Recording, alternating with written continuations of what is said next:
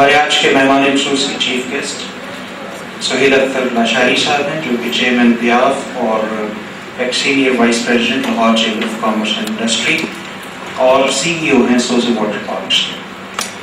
میں ان سے ریکویسٹ کروں گا کہ وہ آج مہمان خصوصی ہونے کے حوالے سے تشریف لائیں اور ہمارے تمام اسٹوڈنٹس سے خطاب فرمائیں۔ سہیل اختر لاشاری صاحب۔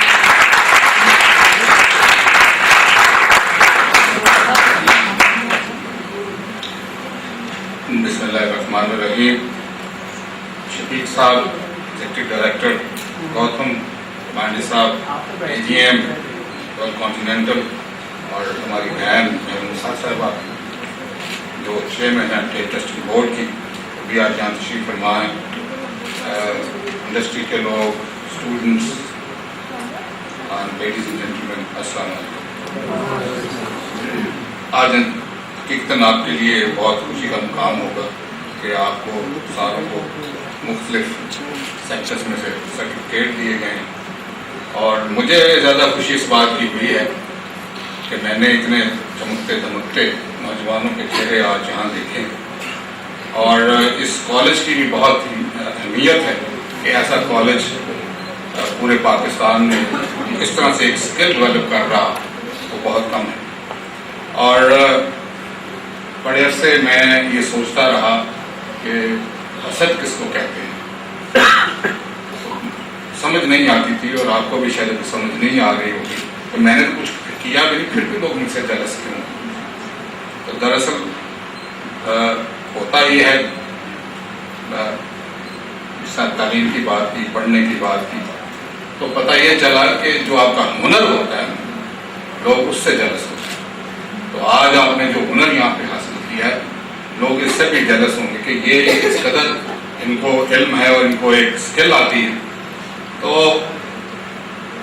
جیسے پانڈے صاحب نے کہا کہ زندگی آپ کے لیے آگے کھلی کتاب کی طرح ہے، آپ نے جتنا پڑھنا ہے پڑھ لیں۔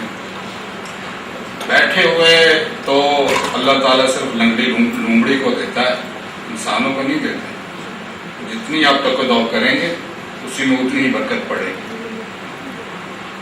میں ایک چھوٹی سی آپ کو کہانی سنا کے پھر آپ سے اجازت چاہتا ہوں۔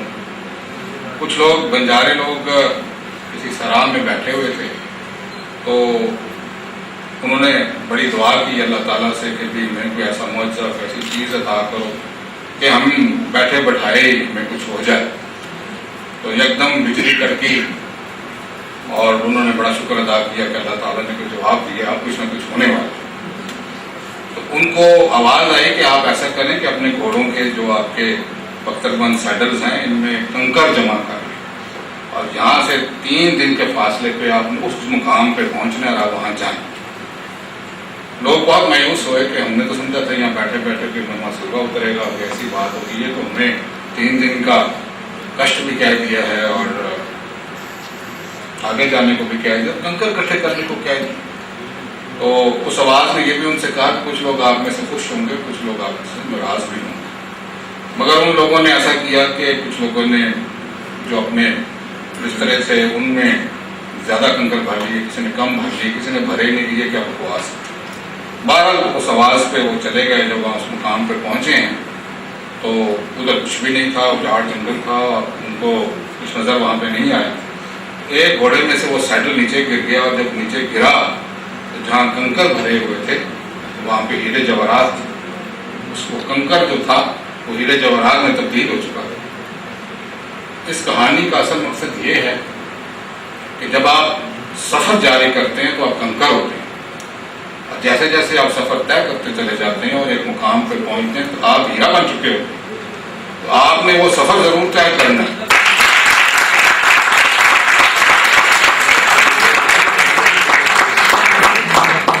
اگر کوئی یہ سمجھے کہ میں ایک تیز تلوار دھار والی بن جاؤں مگر بھٹی سے نہ گزروں تو وہ ناممکن ہے۔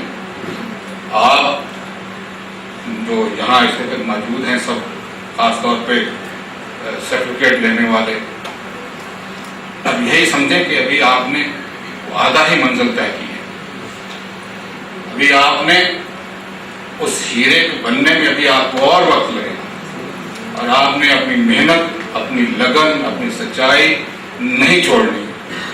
اصل میں ہمارے ملک میں پچھلے جب سے یہ ملک آزاد ہوا ہے، ہم نے جو لالچ، گرید ہے، اس کو آہستہ آہستہ بہت اچھا سمجھ لیا۔ ابھی ہم سمجھتے ہیں greed is good, when ladies and gentlemen, that is not so.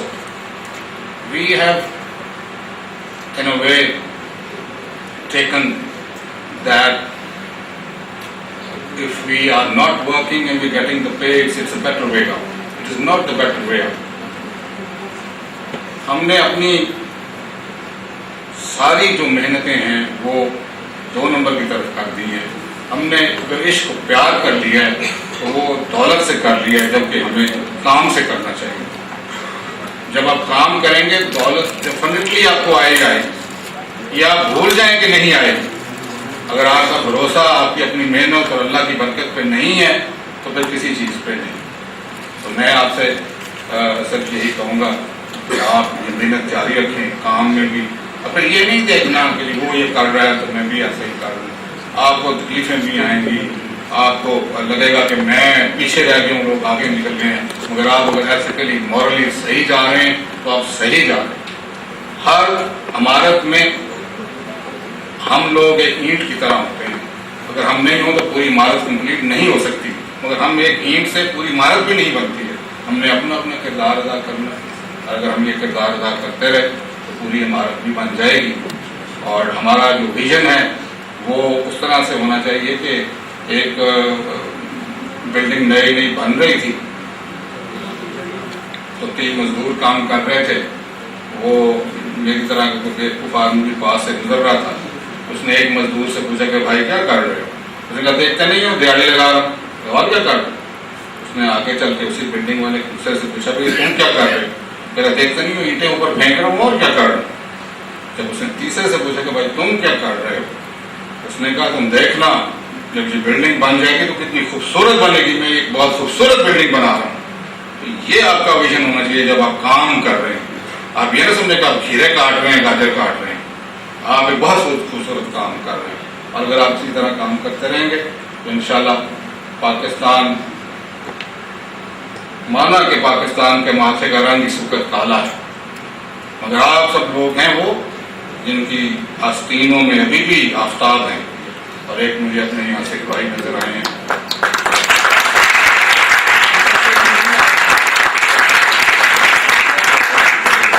اس ملک کو ملٹی کلچرل ہونا ہی ہونا ہے۔ ہمیں اپنے سکھ بھائیوں کو، ہندو بھائیوں کو، عیسائیوں کو، سب کو یہاں پہ ایک مقام دینا ہے، ایک جگہ دینی ہے، تاکہ وہ سب سے پہلے انسان ہے۔ مذہب اس دور میں بھی خدا نے بھی کہا کہ ہم نے کسی کی مسجدیں نہیں ڈھانی ہیں، کسی کے پادری کو قتل نہیں کرنا ہے جب جنگیں ہوتی تھیں۔ تو مجھے بہت خوشی ہوئی کہ آپ کے اوپر آرٹیکل بھی لکھے گئے ہیں، اور آپ اس انسٹیٹیوشن سے، شفیق صاحب سے جو میرے بہت گہرے دوست بھی ہیں، کہ آپ نے یہاں سے تعلیم حاصل کی ہے، اور آپ کا میسج جو ہے قدر بھی یہاں سے جا رہا ہے۔ اور انشاءاللہ میں امید کرتا ہوں کہ اور بھی آپ لوگ لیتے آئیں گے جو یہاں سے سیکھ کے جائیں گے اور ہمارے پاکستان کا نام روشن کریں گے۔ میرے ساتھ موقع دیا گیا، میں نے کچھ آپ سے ایسی بات